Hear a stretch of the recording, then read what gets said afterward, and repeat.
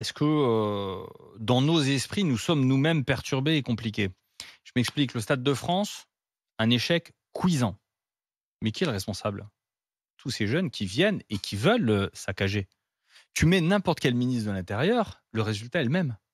C'est ce qui s'est passé. Donc que demandent les Français? Plus de fermeté.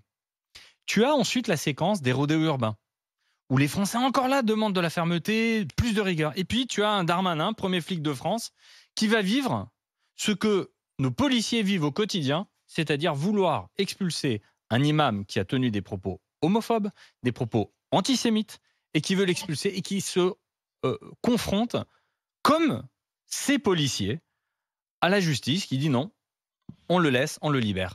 Eh bien Il y a un voilà recours le devant, il y a problème. appel devant le Conseil d'État. Parce que ça, c'est une vendetta personnelle. Le 26 août prochain. Parce que c'est une vendetta personnelle.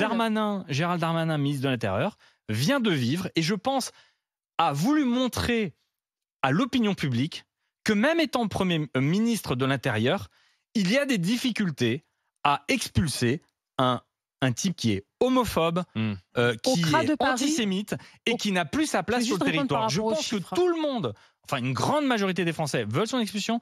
Et c'est bien, cet épisode montre à quel point il faut que nos institutions changent, que Donc la loi c'est pas la faute du ministre de l'Intérieur. c'est la loi.